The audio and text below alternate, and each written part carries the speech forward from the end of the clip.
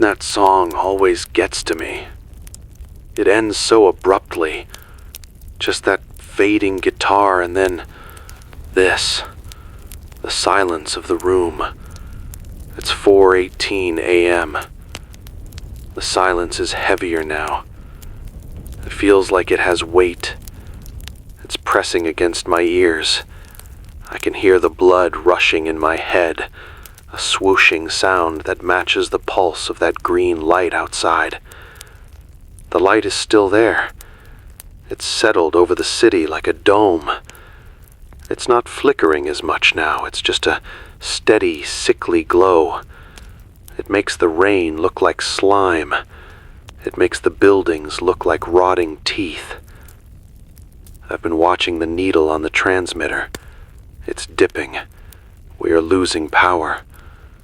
The generator is chugging downstairs. I can feel the vibration through the soles of my shoes, but the rhythm is uneven. Chug, chug. Gasp. Chug. It sounds like it's choking. I have maybe 2 jerry cans of diesel left in the storage closet, but that's down the hall, past the stairwell, and I really don't want to leave this room. I've barricaded the door with a filing cabinet. It seemed like a good idea an hour ago, but now I realize I've trapped myself in here. If there's a fire, I'm done.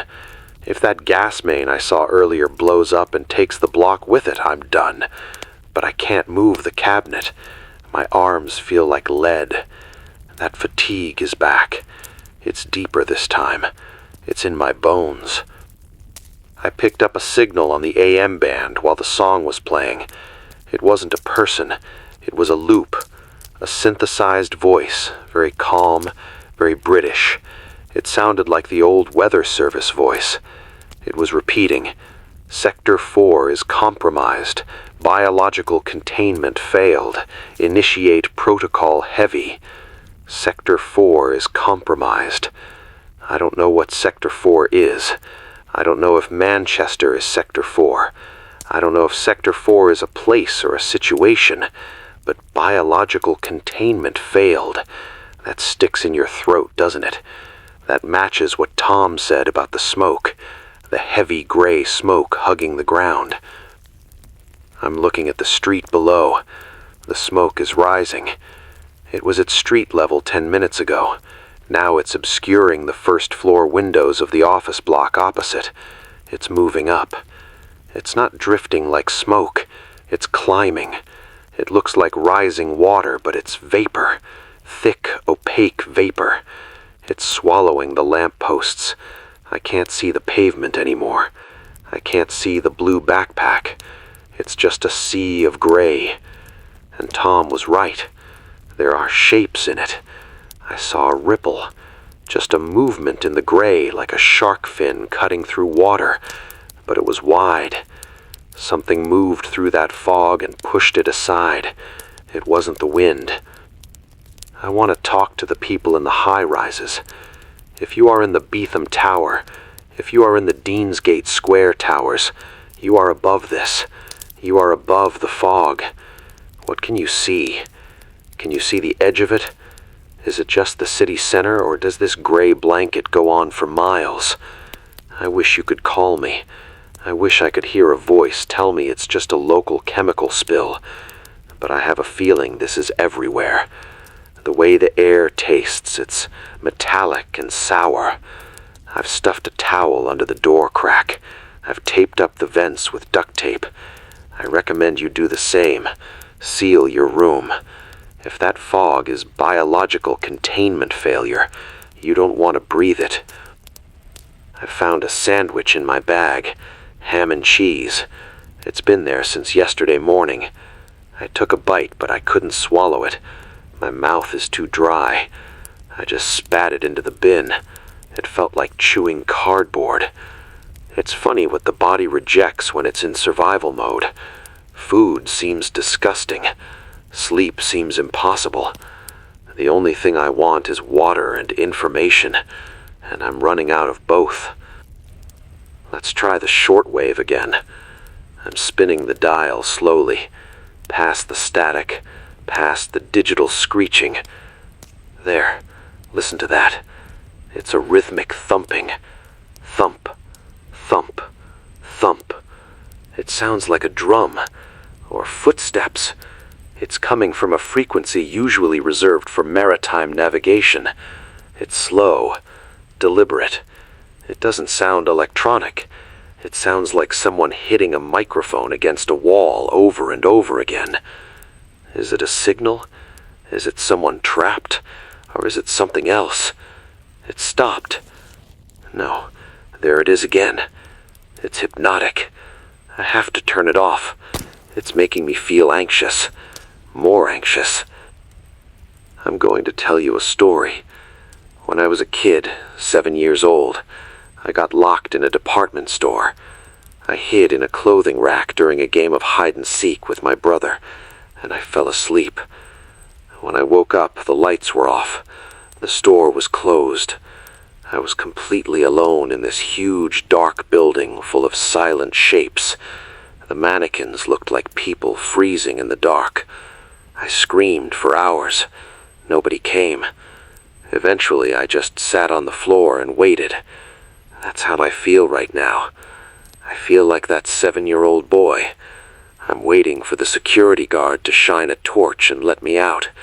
I'm waiting for the lights to flicker on and the music to start playing again, and the world to make sense again. But nobody is coming to unlock the doors this time. There's a noise on the roof, directly above my head. It sounds like scratching, sharp metal-on-metal scratching, like someone is dragging a nail across the corrugated iron. It's moving. It started on the left side. Now it's over the center. It's not the wind. The wind is blowing south. This sound is moving north. Is it a branch? There are no trees tall enough to reach the roof. Is it a loose cable? It sounds too heavy. It sounds like footsteps, but sharp footsteps, clawed footsteps. Tom said spiders. I thought he was crazy, and I thought he was hallucinating from the smoke fumes. But listening to that scratching, it's erratic, skittering, then stopping, then skittering again. I'm staring at the ceiling tiles. They're those cheap drop ceiling squares, foam and cardboard. If something wanted to come through, it wouldn't take much effort. I have a fire extinguisher next to the desk. I'm pulling it closer. It's heavy, cold red steel. It's the only weapon I have. The scratching has stopped. It's right above me. I'm holding my breath. I can hear the rain again. Maybe it was just debris. Maybe a piece of the antenna broke off and scraped across the metal. Let's assume it was debris. Let's be rational. We have to stay rational or we lose our minds. I'm looking at the signal strength map on the computer. It's a simulation based on power output. The circle of my broadcast is shrinking. The atmosphere is thickening, absorbing the radio waves. I used to reach all the way to Leeds. Now, I doubt I'm getting past the ring road. The world is getting smaller. We are retreating into our little bubbles. If you can still hear me, you are close. You are in the circle with me. We are neighbors in the dark. I want to address the people in the cars again. If you are stuck on the roads, I know it's cold. I know you want to sleep. Do not sleep with the engine running if you are in a drift of snow or this fog. If the exhaust gets blocked, carbon monoxide will kill you before the morning. Check your tailpipe and keep your doors locked. I saw a group of people walking down the center of the street a moment ago. They weren't running. They were just walking, slowly, heads down. They looked like sleepwalkers. They walked right into the fog bank and disappeared. They didn't come out the other side. They just vanished into the gray. Who were they? Why weren't they panicked? It was eerie. They moved in perfect unison. Step, step, step. No talking, no looking around. It looked like a procession. Are they in shock? Or is there something calling them? There's a theory in acoustics called the siren effect. Certain frequencies can draw people in, make them curious, make them walk towards the source. That low hum I heard earlier, is it a beacon? Are we being herded? I'm shaking my head. I need to stop. That's conspiracy talk. That's 3 a.m. paranoia talk. Focus on the facts, Liam. Fact, power is out. Fact, strange weather. Fact, communications down. Fact, help is delayed. Everything else is just shadows. I'm going to read a page from the emergency handbook again. In the event of civil unrest, avoid That sax solo. It fades out so slowly. It hangs in the air like smoke. It's 4:42 a.m. The song is over, and I'm still here. I'm still standing. I tried to call Billy back during the track. I tried 10 times. The line is dead. Just that flat, empty tone that tells you nobody is listening. I don't know what happened in that basement. I don't want to imagine it. But Billy, if you can hear me, if you're hiding under a blanket and this radio is still working, stay quiet. Don't make a sound. Don't move until the sun comes up. If the sun comes up. I'm looking at the window again. The purple light has changed. It's not just a glow anymore. It's got texture. It looks like veins. Great purple veins throbbing across the sky. And the glass, the window glass, is vibrating. I can see it flexing. It's making a low humming sound, like a finger running around the rim of a wine glass. It's mesmerizing. I have to force myself to look away. There's a theory, I read it in a sci-fi book once, I think, that certain light spectrums can hypnotize you. They can make you docile, make you walk towards them. If you see the purple light, don't stare at it. Close your blinds. If you don't have blinds, put a mattress against the window. Do it now. I picked up something else on the scanner while the music was playing.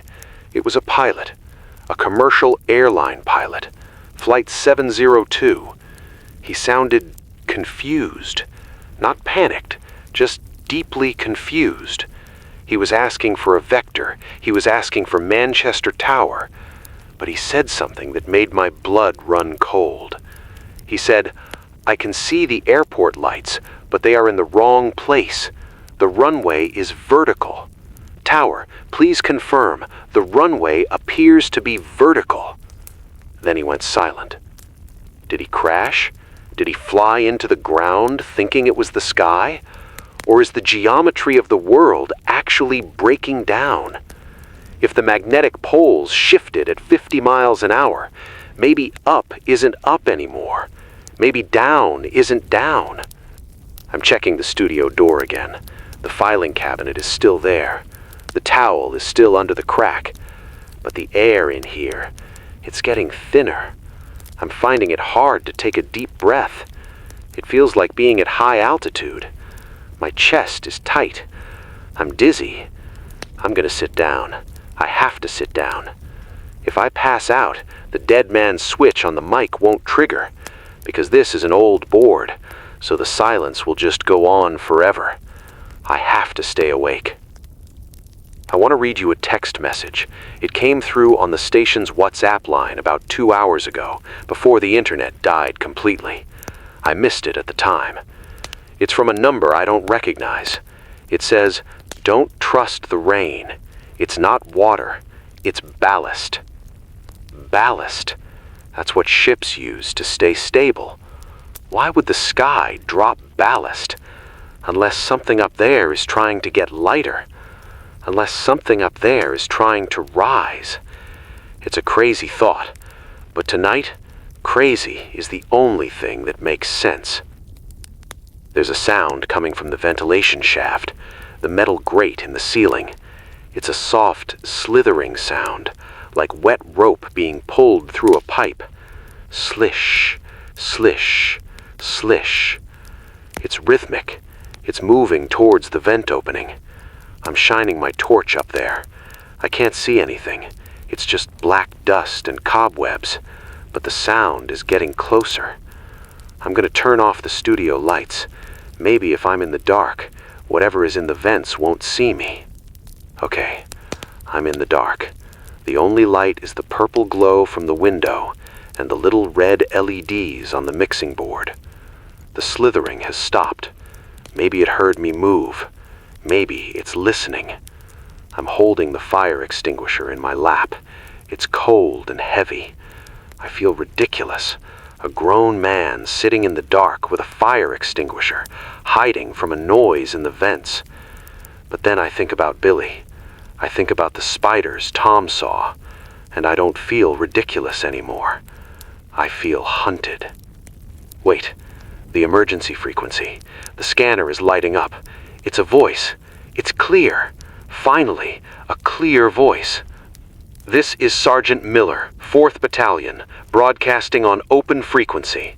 Any civilian listening to this, do not attempt to reach the city center. The quarantine zone has collapsed. Repeat, the perimeter has failed. We are pulling back to the Pennines. If you are in Sector 4, you are on your own. Seal your homes. Cover your mouths. Do not engage the targets. They are attracted to heat. They are attracted to movement. Freezing your position is your best defense. Over. Attracted to heat. Attracted to movement. That explains the pilot. That explains the cars on the motorway. They are heat sources. And us? We are heat sources. We are big, warm bags of blood walking around in a cold world. If you have a fireplace, put it out. If you have a heater, turn it off. Get cold. Put on a coat. Put on 3 coats, but lower your room temperature. If they are hunting by thermal signature, you want to be invisible. Do not engage the targets. He didn't say enemy. He didn't say terrorists. He said targets. That sounds mechanical or biological. It sounds like pest control. And we are the ones being pest controlled. Or maybe we are the bait. I'm looking at the door to the studio. The handle just turned. I saw it. The silhouette of the handle against the purple light. It turned slowly, all the way down, and then popped back up. It's locked. I locked it. But someone is on the other side.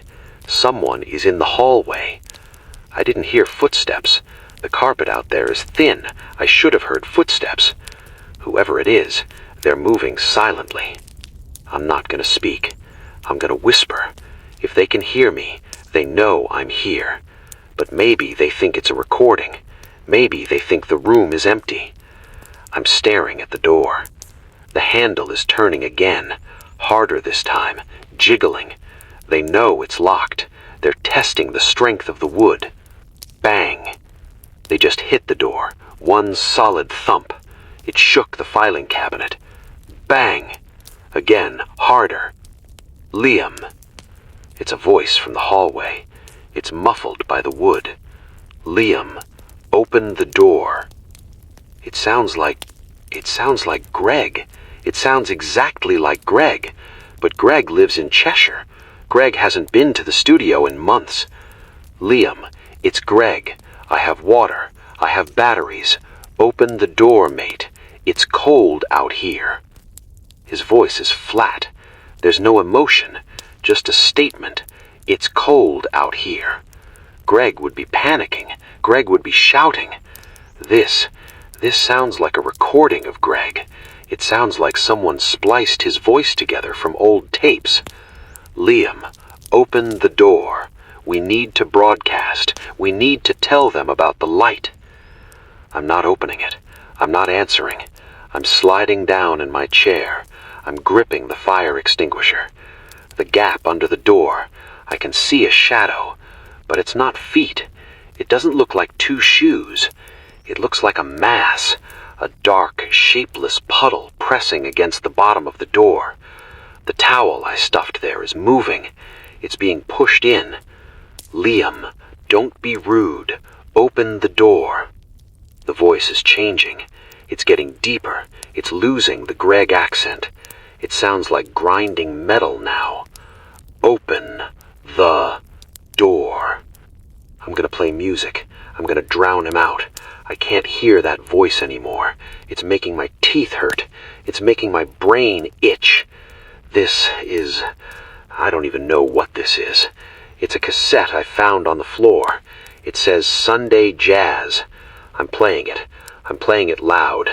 If I'm gonna die in here, I'm not gonna do it listening to that thing pretending to be Greg. The music is starting. It's upbeat. It's happy. It's horrible. It clashes with the purple light and the fear in my stomach. But it's loud.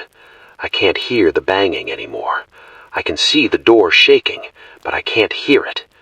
I'm gonna type this next bit, because I can't speak over the music, and I don't want it to hear me. But wait, this is radio. I have to speak. I'll speak close to the mic. If you hear a voice you know, a voice of a friend, a parent, a boss, and they sound wrong, if they sound flat, if they say things that don't make sense, do not open the door. These things, whatever they are, they mimic us. They learn. They listen to our radio waves, our phone calls, our TV shows. They know how we sound, but they don't know how we feel. If the person at your door isn't scared, they aren't human. Because everyone is scared tonight. Everyone. I'm out. I'm out of the studio. I'm in the corridor. I'm whispering into the handheld recorder. I hope the wireless patch is picking this up. If the signal is choppy, I'm sorry. I'm moving as fast as I can, but the floor is wrong. It's spongy. The carpet is wet, but it's not water. It's that purple moss. It's everywhere out here.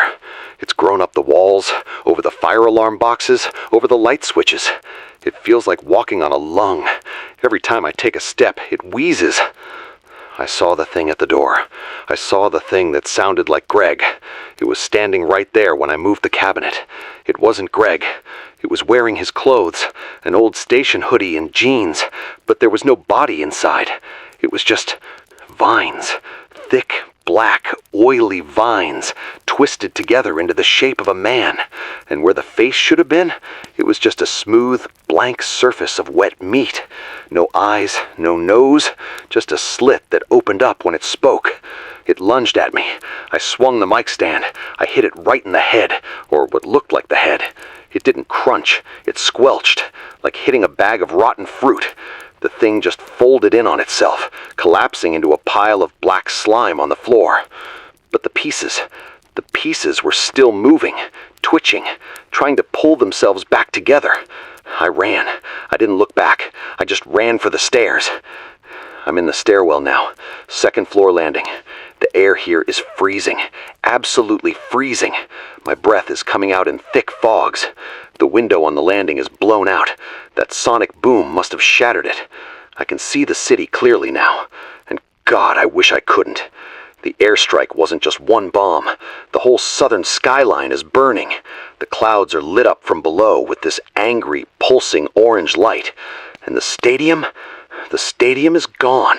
It's just a crater, a smoking black crater. The searchlight is gone. The red signal is gone.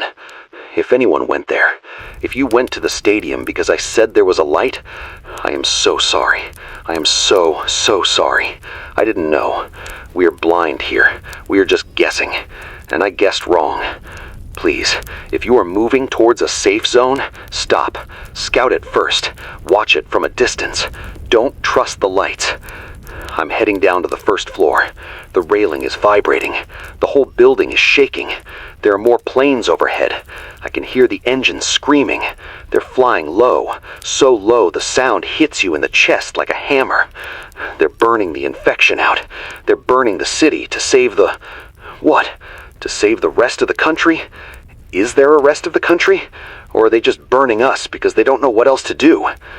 I hear something below me, in the lobby. Heavy footsteps. Boots, not the slithering sound of the vines. This sounds like military boots, hard rubber on tile. Hello? Is anyone down there? I'm whispering. I shouldn't shout. If it's the soldiers, they might shoot anything that moves. If it's the mimics, well, I know what they do. I'm peering over the banister. It's dark in the lobby, but the streetlights, no, the fires outside are casting long shadows. I see 3 figures. They're wearing gas masks, full-face respirators. They have rifles. They're sweeping the room. Clear left, clear right. It's them. It's the squad. Hey, up here! I couldn't help it. I yelled. I needed them to be real. They whipped around so fast. 3 green laser sights are on my chest right now. I have my hands up. I'm holding the recorder in one hand and the metal pole in the other. Civilian, drop the weapon. Get on the ground. I'm dropping the pole. It clattered down the stairs. It made a huge noise. I'm the DJ. I'm the guy broadcasting. Liam. One of them is walking up the stairs, slowly, gun raised. He's covered in gray ash. His uniform is torn. He looks at me through the glass lenses of his mask. I can't see his eyes, just the reflection of the burning city. You're the one making the noise? His voice is muffled by the mask, electronic. Yes, I'm Liam. I've been on the air. You need to shut it down, he says. He's right in my face now. You're drawing them in. The signal, the radio waves. They ride the frequency. Why do you think the tower is still standing? They preserve the transmitters. They use them to coordinate. What? Shut it down, he says again. He grabs my shoulder. His grip is iron. We are rigging the building. We are blowing the antenna. You have 2 minutes to get out. Rigging the building? Blowing the antenna? No, I say. I don't know where the courage came from. No, there are people listening. Survivors. They need a voice. They need to know they're not alone. There are no survivors in this sector, mate. Just incubators. If you're breathing the air, you're already carrying it. Look at your veins. I look at my wrist. The skin is pale. But the veins are dark, almost black, and they're pulsing. Not with my heartbeat, with a different rhythm, a slower, heavier rhythm. You see, he says, it's in the blood. The signal accelerates the growth. Every word you speak, every song you play, you're making it grow faster inside them. You're killing your listeners, Liam. I feel like he punched me in the stomach. I'm killing them? The broadcast is the virus, or the catalyst? We have to go, the soldier at the bottom of the stairs shouts. Contact front. They're breaching the glass. Glass shattering. A massive crash in the lobby. The front doors just exploded inward. I look down. It's the fog. The purple fog. It's rolling in like a tsunami. And inside the fog, the shapes. The spiders. Tom was right. They're huge. Legs like spears. Bodies like armored tanks. They're scrambling over the reception desk. The soldier next to me pushes me back. Run! Get to the basement! Go! He opens fire. The sound of the rifle is deafening in the stairwell. Rat-tat-tat-tat. The muzzle flashes light up the stairwell like a strobe light. I see the creatures flinch. Green blood sprays across the walls. But they're fast. So fast. One of them leaps up the stairs, clearing 10 steps in a single bound. I'm running back up. No, I can't go back to the studio. The basement. I have to get to the basement. There's a service elevator key. I have it on my lanyard. I'm fumbling for the key. The soldier is screaming. I hear tearing sounds, wet, ripping sounds. I don't look back. I can't look back. I'm at the service door. My hands are shaking so bad I can't get the key in the lock. Come on, come on. It opens. I fall inside. It's a maintenance shaft, a ladder going down. It bypasses the lobby. I'm sliding down the ladder. I'm burning my hands on the metal rungs. I can hear the gunfire above me. Then a scream. Then silence. Just the chittering sound of the things. Click, click, click. Like crab claws on tile. They got him. They got the soldier. I'm at the bottom basement level. The air here is thick. It smells of damp earth and rust. I'm in the boiler room. It's hot. The boilers are off, but the residual heat is stifling. I'm running to the server room. It's at the end of the hall, the heavy steel door. I'm inside. I slam the door. I spin the wheel lock. Clang. It's sealed. I'm safe? Maybe. For a minute. I'm looking for the patch panel. There, the emergency uplink. It's a red box on the wall. I'm plugging the recorder in. I'm switching the input. Can you hear me? Is the signal still going out? The soldier said I'm killing you. He said the signal accelerates the growth. If that's true, I should turn this off. I should cut the feed. But what if he was lying? What if they just want silence? Silence is how they control us. Silence is how they isolate us. If we stop talking, we're just prey in the dark. I'm looking at my veins again. The black lines. They're creeping up my forearm. It doesn't hurt. It feels numb, cold, like ice water flowing through my blood. I'm not turning it off. I can't. If I'm dying, if we're all dying, I want to go out talking. I want to go out connecting. I refuse to die in the quiet. The room is shaking. Dust is falling from the ceiling. They're bombing the street above. The building is groaning. The steel girders are twisting. I found a bottle of water on the server rack, half full, warm. I'm drinking it. It tastes like plastic, but it's the best thing I've ever tasted. There's a computer terminal here. It's still running. It's on a separate UPS battery backup. The screen is glowing green. It's running a script. Lines of code scrolling fast. Subject 702, integration complete. Subject 703, integration complete. Subject 704, integration pending. It's counting. It's counting us. I'm typing on the keyboard. Curie, subject 704. It pops up a window, a grainy security camera feed. It's me. It's a camera in the studio upstairs. It's recording of me from 10 minutes ago. Subject 704, Liam, host, vector confirmed, transmission active, propagation rate 98%. I am the vector. The soldier was right. The transmission is the carrier. The virus, the biology, it's encoded in the sound, in the radio waves. By listening to me, by tuning in to this frequency, you're letting it in. The signal stimulates the spores in your blood. Oh my God, I should stop. I should smash this recorder right now. But the screen says something else. Dormant phase, disrupted by human vocalization. Chaos variable, hope. What does that mean? Chaos variable, hope. It is dark down here. I mean real dark. The kind of darkness that has weight. It presses against your eyeballs. I'm using the lighter to see, just flicking it on for a second at a time to save fuel. Flick. Concrete walls. Flick. Green water. Flick. Rats swimming.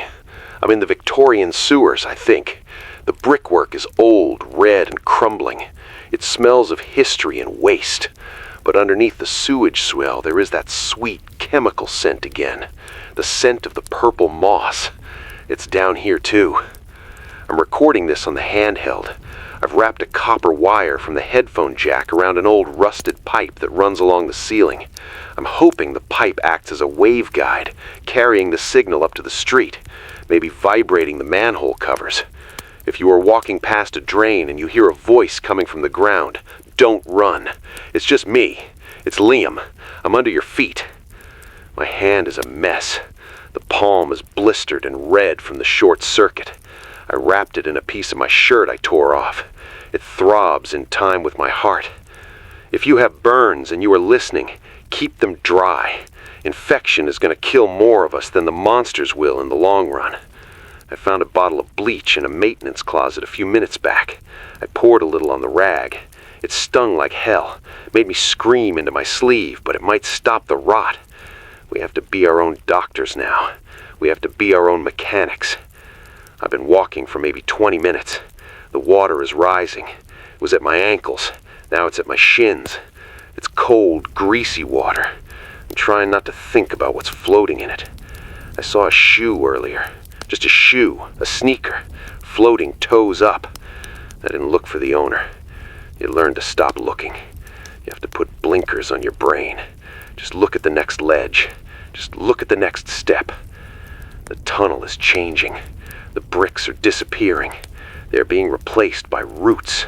Thick, black roots that look like muscles. They're pulsing. They're woven into the walls, holding the earth up. It looks like the inside of a giant rib cage. And they're warm. I touched one. It was hot to the touch, like a fever. These things are pumping heat into the city. That explains the fog. They're heating the ground from below to create the humidity they need. We are walking on top of a giant radiator. I hear something ahead. Not the water. Voices. Low, murmuring voices. Keep moving. Don't drop it. Shh. It sounds human. It sounds tired. I'm going to turn off the lighter. I'm going to creep forward. If it's the mimics, they will sound flat. If it's people, they will sound scared. Who's there? A light just hit me. A bright LED beam. I'm blinded. I'm holding up my good hand. Don't shoot! I'm human! I'm Liam! Liam? The voice is rough. A woman's voice. The radio guy? Yes! Yes, it's me! The light lowers. I blink the spots away. I see a group of 5 people. They're huddled on a dry platform where 2 tunnels meet. They look rough, covered in mud, clothes torn. One of them is holding a heavy flashlight.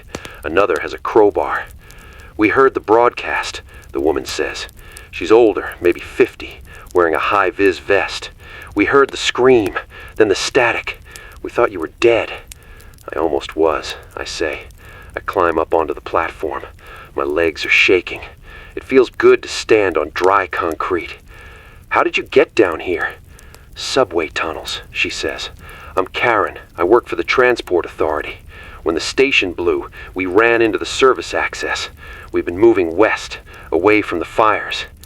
Is there a way out? Blocked, a man says. He's young, sitting against the wall, holding his knee. Every exit we tried is overgrown.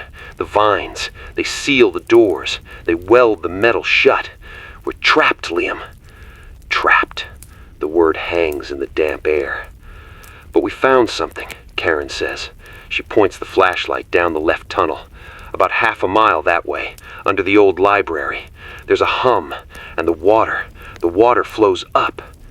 Up. Gravity distortion, I say. I saw it with the pilot. I saw it with the mannequins. It's a node, Karen says. A central point. The roots are all feeding into it. If we can destroy it, maybe the vines will die. Maybe the doors will open. She looks at me. She looks at my recorder. You have a voice, Liam. You told us to make noise. You told us to fight. Well, we are going to fight. We are going to find that node and smash it. I look at this group. 5 exhausted, terrified people in a sewer, and they want to attack the heart of the invasion. It's madness. It's suicide. I'm in, I say. What else am I going to do? Sit here and wait for the water to rise? Wait for the air to run out? We are moving out. Karen is leading the way. I'm staying in the middle of the pack. I'm keeping the recorder running. If we find this node, I want you to hear what it sounds like. I want you to know what the enemy looks like. The tunnel is getting wider here. The acoustic is changing. It sounds like a cathedral, a wet, dark cathedral. And the roots are glowing now. Faint bioluminescence, blue and purple veins running through the black mass. It's enough light to see by. We don't need the flashlights anymore.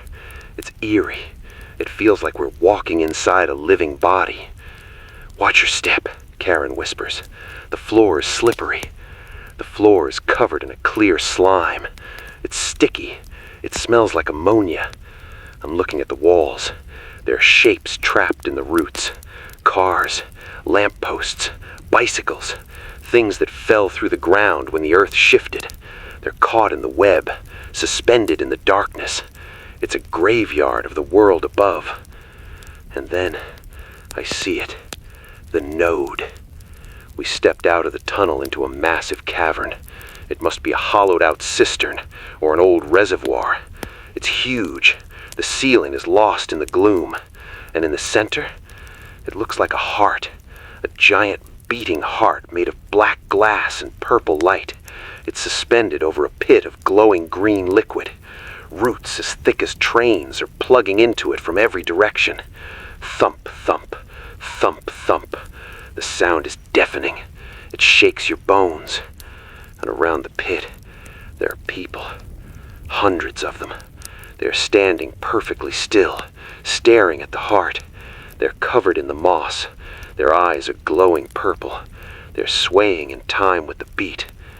The hive, I whisper. They're protecting it, the young man says. His voice is trembling. My brother, I see my brother down there. Don't call out to him, Karen grabs his arm. That's not your brother anymore. That's a drone. We're hiding behind a ridge of concrete. We are looking down at this nightmare. The energy coming off that heart is intense. My hair is standing on end. The static on the recorder must be going crazy. How do we kill it? I ask. We don't have explosives. We have physics, Karen says. She points to a massive pipe overhead. It's rusted and leaking steam. That's a high-pressure main. It's part of the district heating system. If we rupture that pipe directly over the heart, the thermal shock might crack the glass. It might shatter the core. And how do we rupture a steel pipe with a crowbar? I ask. We don't, Karen says. We use the pressure release valve. It's right there. She points to a wheel on a cockwalk. The cockwalk hangs right over the heart. But to get there, we have to cross the open space. We have to walk right past the drones. They react to sound, I say. I figured that out. They react to human frequencies. If we stay quiet, maybe we can slip past. Or, the young man says, we make a distraction. We make a lot of noise over here, draw them away, and one person runs for the valve. He's looking at me. They are all looking at me. I'm the loud one. I'm the radio guy. Distraction is my job. Okay, I say. I'll do it. I'll go to the far side. I'll scream. I'll sing. I'll play the recorder. You get to the valve. When the drones turn towards me, you run. Karen nods. She hands me the flashlight. Good luck, Liam. I'm moving away from the group. I'm creeping along the edge of the cavern. The smell here is overpowering. It smells like burning sugar and ozone. The heat is blistering. I'm in position. I'm standing on a pile of rubble. I can see the heart pulsing. I can see the army of silent, swaying people. I'm terrified. My legs feel like jelly. But I think about the soldier. Propagation rate 98%. I think about Billy in the basement. I think about the silence. I'm not gonna be silent. I'm turning on the flashlight. I'm waving it back and forth. Hey! Hey, you purple freaks! My voice echoes through the cavern. It sounds small against the thumping heart, but it cuts through the air. The swaying stops. Hundreds of heads snap towards me. Hundreds of glowing purple eyes lock onto me. Over here! Look at me! I'm the signal! They scream. It's not a human scream. It's a collective hiss, like steam escaping a vent. They start moving. They're climbing over each other. They are rushing towards the rubble pile. They move fast, scuttling like insects. I see Karen running on the cockwalk. She's moving fast. She's at the wheel. Come on, I yell. Is that all you got? I am back. I am recording. I don't know if this is transmitting. I found a repeater unit in the back of a maintenance van. Karen's van. We managed to hotwire it. Well, Karen did. She used a screwdriver and some wire she stripped with her teeth. I'm sitting in the passenger seat. We are moving. We are leaving the crater that used to be Manchester. It is 6:15 a.m. The sun should be up, but there is no sun.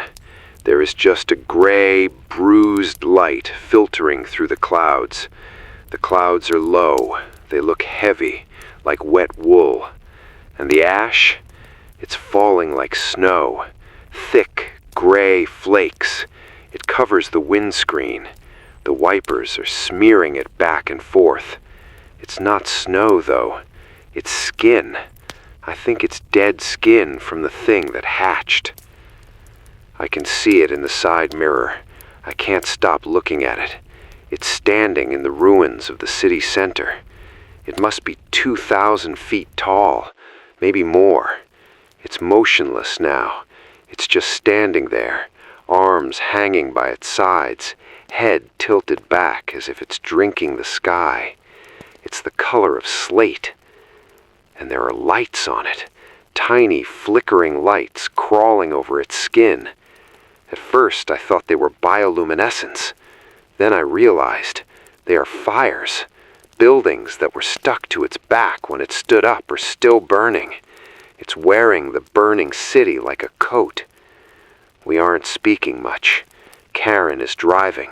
Her knuckles are white on the steering wheel. The young man, his name is David, I found out, is in the back. He's curled up with a blanket over his head. He hasn't said a word since we saw the hand come out of the ground. I don't blame him. What do you say to that? There are no words in the English language, for the earth just gave birth to a god. We are on the A56, heading towards the M6, heading for the hills. The road is a mess, abandoned cars everywhere. Some are crushed flat like soda cans. Others are just stopped, doors open, luggage spilled onto the tarmac. But the strangest thing is the vegetation. The purple moss isn't purple out here. It's gray. It's calcified. It looks like stone coral. It's frozen in place. Did the signal disruption kill it? Or did the hatching finish its job? Maybe the moss was just the placenta. Maybe it was just food for the Titan. Now that it's born, the garden is dying. I'm trying to scan the radio bands on the van's unit. It's a commercial radio, barely works, but I'm picking up whispers. Not the hive mind. These are human whispers, faint signals bouncing off the atmosphere. Is anyone in Leeds? The water is boiling. Avoid the motorways. The patrols are shooting. My skin is turning gray. Does anyone have iodine? Patrols. The military is still out there, or what's left of them. I wonder if they know what happened. I wonder if they saw the Titan. You can probably see it from Liverpool. You can probably see it from space. We just passed a checkpoint. It was abandoned. A tank sat in the middle of the road, the turret twisted sideways. The barrel was melted, drooped like a wilted flower. Heat, intense, focused heat did that. Whatever weapon they used, or whatever hit them, it was hotter than a furnace. There were no buys, just empty uniforms lying on the ground. Helmets, boots, jackets, but no people inside them. It looks like they just evaporated. Or maybe they were absorbed. Maybe the integration the computer talked about doesn't always leave a body behind. I'm drinking water from a plastic bottle I found under the seat. It's warm and tastes like stale plastic. I'm grateful for it. My throat feels like I swallowed a handful of razor blades. That scream, I think I tore something in my vocal cords. My voice sounds raspy, deeper. I hope you can still recognize me. Karen is slowing down. There's something in the road. What is that? She whispers. It's a deer, a stag, standing right in the center lane. But it's wrong. Its legs are spindly, like spider legs, and its antlers, they aren't bone. They are made of that black glass. They are glowing with a faint rhythmic pulse. It turns its head to look at us. It has 4 eyes, 2 where they should be, and 2 smaller ones on its cheeks. Don't honk, I say. Just go around. Karen steers the van slowly onto the hard shoulder. The tires crunch over the gray moss. The stag watches us. It doesn't run. It doesn't look scared. It looks majestic and terrible. It's a new species, the first wildlife of the new world. If the deer are changing, what about the wolves? What about the rats? We are past it. Karen floors the accelerator. The engine whines. This poor van is struggling. I'm looking at the map. We are heading for a place called Holcomb Hill. There's a tower there, Peel Tower. It's high ground. It's stone. If the water rises or the fog comes back, it's a good vantage point. And maybe the elevation will help the signal. I have this obsession now. I have to keep the signal alive. It's the only weapon we have. The soldier said the signal accelerates the virus, but the computer said human voices disrupt it. I'm betting on the computer. I'm betting on chaos. I want to talk to you about grief. I haven't had time to feel it yet. I haven't had time to think about my apartment, my records, my photos. They are all gone, swallowed by the crater. Everything I owned, everything that proved I existed, is currently being crushed under the heel of a giant. But I don't feel sad. I feel light. Is that shock, or is it liberation? When the world ends, you realize how much junk you were carrying. I have a recorder, a bottle of water, and 2 strangers, and I feel more alive than I did sitting in my studio worrying about ratings. Wait, the sky is changing again. To the east, the gray clouds are parting. There is a beam of light. Sunlight? No, it's too white. It's cold light. It's shining down on the hills. Liam, look, Karen says. I'm looking. There are shapes in the sky. Floating shapes. They look like jellyfish. Huge, translucent bells drifting in the upper atmosphere. They're trailing long tentacles that sweep the clouds. Are they spores? Are they ships? They are beautiful in a quiet, horrifying way. They are drifting towards the Titan. They are feeding it, David says from the back. He's sitting up now. Look, the tentacles. They're touching the Titan's head. He's right. Electrical arcs are jumping between the jellyfish things and the Titan. Blue lightning. It's charging. The Titan is a battery, and these things are the chargers. Or maybe it's the other way round. Maybe the Titan is powering them. The van radio crackles. A burst of static, then a voice. Clear, authoritative. This is the United Kingdom Emergency Broadcast System. This is an automated message. The Isle of Man has been designated a safe zone. Naval extraction is underway from Liverpool and Barrow. Any survivors capable of travel proceed to the coast. Do not enter the cities. Do not look at the sky. Repeat, do not look at the sky. Do not look at the sky. That's a new one. A little late for that, isn't it? We're all looking at the sky. It's the only show in town. Isle of Man, Karen says. That's across the water. We need a boat. We need to get to the coast first, and Liverpool is burning. Barrow, she says. Barrow and Furness. It's north, past the lakes. It might be clear. It's a plan, a destination. Hope is a dangerous thing, but it keeps the van moving. We're passing a row of houses now, suburbia. The windows are blown out, curtains fluttering in the dead wind. On the lawn of one house there is a family, sitting in lawn chairs, stone still. They are covered in the gray coral. They look like statues, a tea party frozen in time. A teacup is glued to the woman's hand by the moss. They didn't run. They just sat and watched the end. I'm feeling that pressure in my head again. Not the dizzy feeling from before. This is different. It's a buzzing, a swarm of bees behind my eyes. Do you feel that? I ask Karen. The buzzing? She asks. Yeah, it started when those jellyfish showed up. It's a frequency, a new frequency. I'm holding the recorder up to the windshield. Maybe it can pick it up. It's 11:45. At least, I think it is. The sun is just a pale white bruise behind the clouds, so it's hard to tell. We are off the road. We are climbing.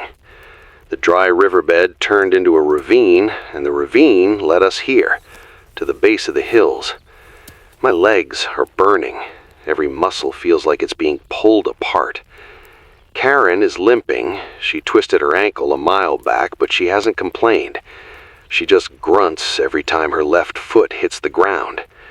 That's the soundtrack of our morning. Crunch, grunt, crunch, grunt. We found the silhouettes. They weren't monsters. They weren't the migrants. They were scarecrows, but not the straw kind. We climbed the ridge, hearts hammering, expecting an ambush, and found a line of wooden crosses. On each cross, a set of clothes was stuffed with dry grass and gray moss. Jeans, hoodies, high-vis vests. They were set up to look like a crowd, a decoy. Someone is holding this hill, and they want the things in the valley to think there's an army up here. It's smart. If the drones hunt by sight or shape, this confuses them. But who built them? We are lying in the bracken, fern I think it's called, just below the crest of the hill. The air is thinner here, cleaner. The smell of the chemical rot is fainter. I can smell wet wool and sheep droppings. It's the most normal thing I've smelled in 24 hours. "Liam," Karen whispers. She's pointing at a stone farmhouse about 200 yards away. It looks like a fortress. The windows are boarded up with corrugated iron. There are sandbags around the porch, and on the roof, a wind turbine. It's spinning, fast. They have power. "Do we approach?" I ask. "We don't have a choice," she says. "I need water. You need a bandage." She's right. My hand is throbbing. The circuit board pattern on my palm is glowing faint blue now. It feels like I'm holding a piece of ice. We stand up. We hold our hands high. I'm holding the recorder in my pocket, but I keep my empty hands visible. We walk slowly towards the farmhouse. The silence is heavy. No birds, no wind, just the whir, whir of that turbine. A shot rings out. Dirt kicks up right in front of my boot. "Stop right there!" A voice from the roof. A man. He's hiding behind the chimney stack. I can see the barrel of a hunting rifle. "We're human!" I yell. My voice cracks. "We're not sick! We just walked from the city!" "That's exactly what a carrier would say!" Shouts back. "Turn around! Show me your backs! Lift your shirts!" He wants to see if we have the spine moss, the interface. We turn around. I lift my jacket. The cold air hits my skin. "Clean! We are clean!" Karen yells. "Hands!" the man orders. "Show me your palms!" I hesitate. I know what he's going to see. "Do it, Liam," Karen hisses. I turn around. I hold up my hands. My left hand is fine. My right hand, the one with the burn, the one with the glowing blue map, I hold it up. There's a pause, a long, agonizing pause. I'm waiting for the bullet. "You're the DJ," the man says. He lowers the rifle slightly. I recognize the voice, and I recognize the mark. You're the one who screamed. Yeah, I'm the one who screamed. "Come in, but keep that hand covered. You scare the sheep." The front door opens. It's heavy oak, reinforced with steel plates. A woman lets us in.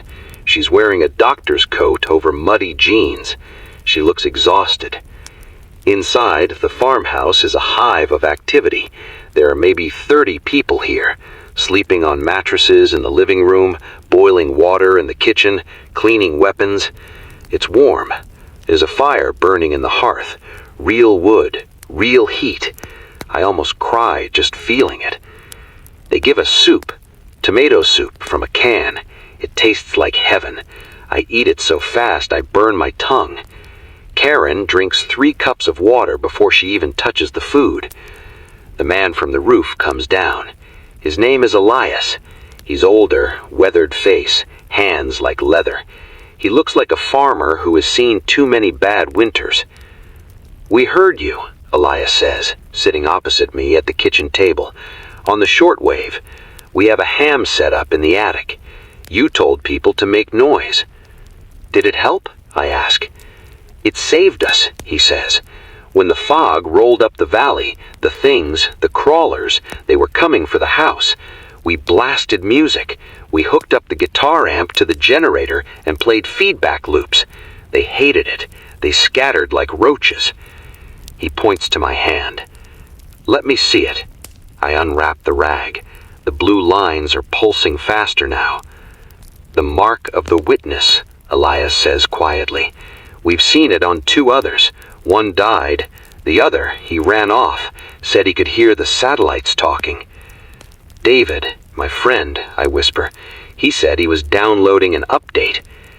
"It's not an update," the doctor says. She's checking Karen's ankle. "It's a terraforming protocol. That Titan in the city, it's an atmospheric processor. It's changing the air composition. Those of us who breathe it, the biology tries to adapt us.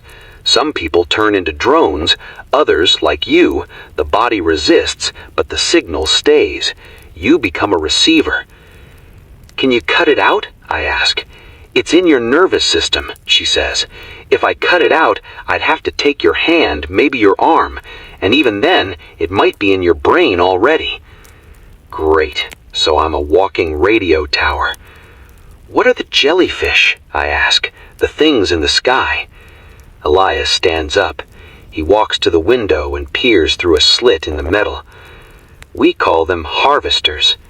They're not ships, they're animals. Massive atmospheric plankton. They drift through the clouds, sucking up moisture, sucking up oxygen, and they drop stuff." "Stuff?" "Look," he says. I go to the window. Elias hands me a pair of binoculars. I look up at the clouds. One of the jellyfish is drifting right over the valley. It's huge, the size of a football field. Its translucent body is filled with swirling blue gas, and from its tentacles, it's dropping capsules, clear gelatinous spheres the size of cars. They're falling into the woods. "What's in the capsules?" I ask. "We don't know," Elias says. "Nobody who went to check came back. But since they started falling, the woods have gone quiet. No birds, no insects, just silence." "They're seeding the ground," the doctor says.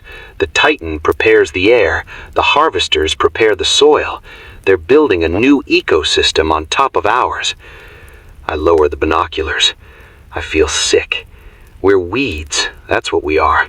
We're the weeds in the concrete, and the gardener has arrived with the Roundup. "We have a transmitter," Elias says. He turns to me. "It's powerful, better than that toy you have in your pocket.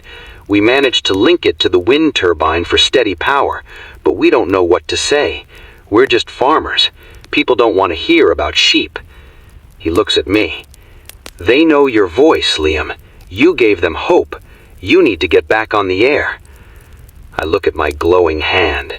I look at Karen, who is finally sleeping on a rug by the fire. I look at these people holding on to their farmhouse at the end of the world. "Okay," I say, "show me the attic." The attic is cramped. It smells of dust and fiberglass insulation, but the setup is beautiful. A Kenwood transceiver, a linear amplifier, a proper dipole antenna rigged to the chimney. This can reach the whole Northwest, maybe further if the ionosphere behaves. I sit down. I put on the headset. It feels familiar. It feels like home. I flick the switch. The needle jumps. The static hisses. It's a clean hiss, a strong signal. I take a deep breath. "This is Liam. I'm still here. I'm broadcasting from the high ground. If you're listening, you made it through the night. That means you're tough. That means you're stubborn." I pause. I need to tell them the truth. "We know what the jellyfish are. They're harvesters. They're changing the soil. If you see those clear pods falling from the sky, stay away. Do not touch them. Burn them if you can, but from a distance. Fire seems to work. Noise seems to work. I have news from the coast.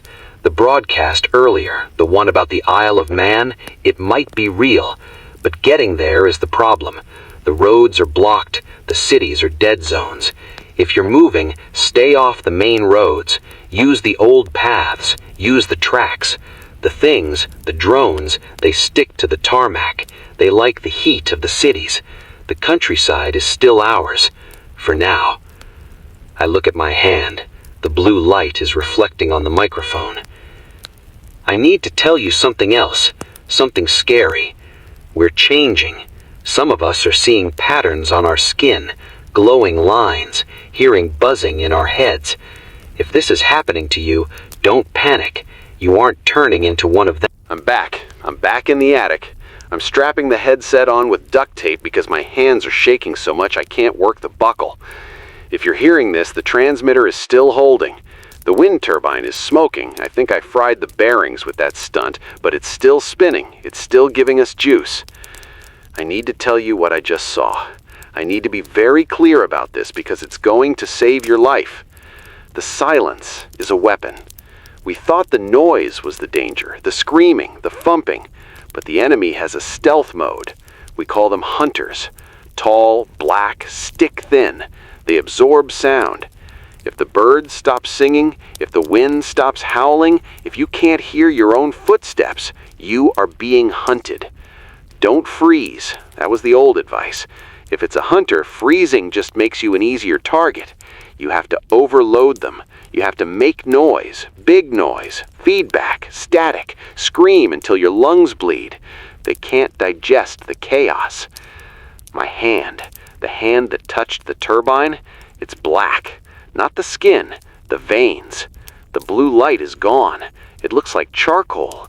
It feels dead. I can't move the fingers. I think I burned out the connection. The doctor says it might be temporary, a recharge cycle. I hope so, because looking out of this window, looking at what is coming over the horizon, I think we're going to need every weapon we can steal from them. The Titans are moving. 3 of them. They're walking in a line, spread out maybe 5 miles apart. They're sweeping the land. It's like watching a slow-motion tsunami of gray rock. Every time they take a step, the farmhouse shakes. Dust falls from the rafters. The teacups in the kitchen rattle. Boom. Pause. Boom. It's a rhythm. They're synchronized, and they're leaving a trail. Behind them, the ground is gray. The grass is gone. The trees are petrified. They're writing over our world. They're erasing the green and painting it gray. Elias is downstairs. He's crying. I didn't think a man like that could cry. He's packing his truck. He's leaving the farm. His grandfather built this place. He told me the stone came from the quarry in the next valley. He knows every inch of this land, every sheep, every fence post, and he has to walk away from it. He has to leave the gate open. That's the real tragedy of today. It's not just the death, it's the displacement. We are all refugees now. We are all homeless. Liam, the truck is loaded. Karen is shouting up the stairs. We have 5 minutes before the lead Titan breaches the valley perimeter. I'm coming, I yell back. I'm just setting the repeater. I'm leaving this transmitter on. I'm rigging it to loop. I'm going to leave a message playing on 144.500, a warning.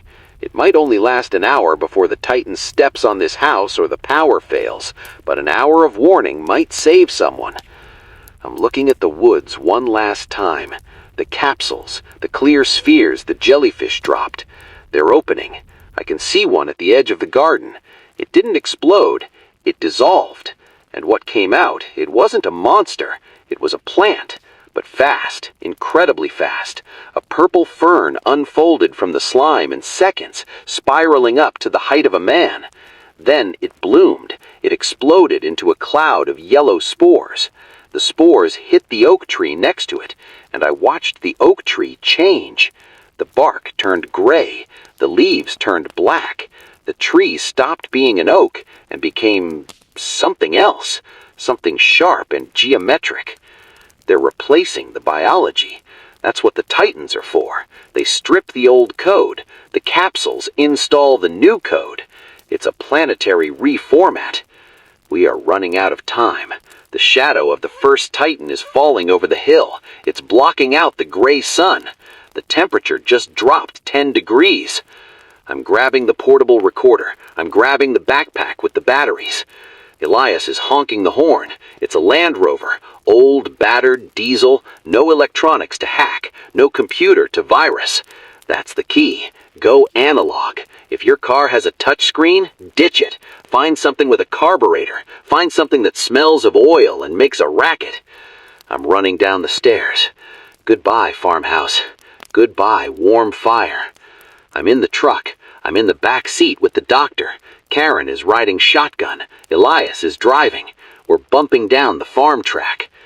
Where are we going? The doctor asks. She's clutching a medical box like it's a baby. North, Elias says. There's a quarry near Ramsbottom. High walls, narrow entrance, defensible. And it's deep stone. Maybe the signal doesn't penetrate deep stone. The quarry. It's a hole in the ground. We're swapping a fortress for a grave. But I don't say that. I keep my mouth shut. We hit the main road, the B6214. It's chaos. It looks like the evacuation of Dunkirk, but with hatchbacks and vans. People are walking, pushing prams, riding horses, and everyone is looking south, looking at the giants.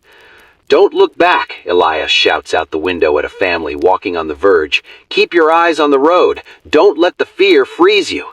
He's right. If you stare at them, you get paralyzed. The scale of them breaks your brain. You have to focus on the small things, the bumper of the car in front, the potholes, the engine sound. We're stuck in traffic. A tractor has jackknifed ahead. I'm getting out, I say. I need to check the signal. Stay in the vehicle, Liam, Karen warns. I need to know what they're saying. I climb out. I hold up the recorder. I tune it to the AM band, the military frequency. It's changed. The voice isn't the calm, automated man anymore. It's a live person, a woman. She sounds terrified. Sectors 1 through 5 are lost. The Mersey line has fallen. All units retreat to the Ribble. Repeat, fall back to the River Ribble. Destroy the bridges. Do not let the constructs cross the water. Destroy the bridges? They're cutting us off.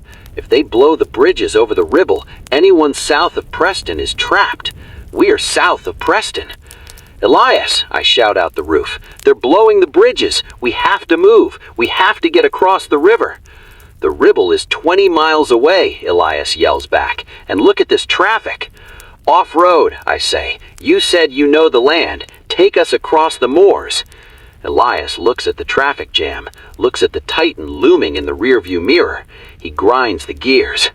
Hold on, he screams. He spins the wheel. The Land Rover mounts the embankment. We crash through a dry stone wall. Stones fly everywhere. We're bouncing across a sheep pasture. This is it. We're running the gauntlet. I'm holding on to the roll bar with my good hand. My dead hand is flapping uselessly at my side. We're driving parallel to the refugee column, but higher up. We can see the panic. People are abandoning their cars now. They're running into the fields. And then I see why. The sky above the road is darkening. A swarm. Not jellyfish this time. Smaller things. Flying shapes. They look like manta rays. They're diving, strafing the road. Get down, I scream at the people in the cars below, uselessly. The rays swoop down. They don't fire guns. They drop nets. Sticky, glowing nets. They drape them over the cars, over the people, and then they lift. They're fishing. They're scooping people up off the highway. Don't look, Karen screams. She buries her face in her hands. I watch. I can't stop watching. A ray lifts a family sedan into the air like a toy. The car dangles, spinning. Then the ray flies south, towards the Titan. Towards the mouth of the Titan? No, towards the clouds. They're harvesting us. Drive faster, Elias, I yell. We're bouncing over the heather. The suspension is screaming. We hit a ditch. We go airborne for a second. We land hard. My teeth slam together. We are in a small valley now, hidden from the road, hidden from the rays. We need cover, Elias says. There's a small wood up ahead, Ashworth Valley. No woods, I say. The capsules, the trees are changing. We have no choice, Elias shouts. We can't cross the open moor with those things in the sky. We plunge into the canopy. The canopy closes over us. It's dark in here, and silent. The unnatural silence. Stop the engine, I whisper. Elias kills the motor. We coast to a stop. We sit there, listening. The trees. They aren't trees anymore. I can see them through the sunroof. They're pillars of gray crystal. The leaves are sharp black shards. And hanging from the branches are cocoons, human-sized cocoons, wrapped in gray silk. Are they're people? The doctor whispers. I look closer at the nearest cocoon. The silk is translucent. I can see a face pressed against the inside. It's a man. His eyes are open. He's looking at me. He's mouthing something. Help me. Oh, God, Karen sobs. It's a larder. The woods are a larder. We have to get him out, the doctor says. She reaches for the door handle. Don't. I grab her arm with my dead hand. My fingers don't work, but I hook my wrist around her. Look at the ground. The forest floor is moving. It's a carpet of that purple fern I saw earlier. It's waving, sensing the heat of the engine. Tentacles are creeping towards the tires. If we step out there, we get wrapped, I say. We stay in the truck. But he's alive, the doctor cries.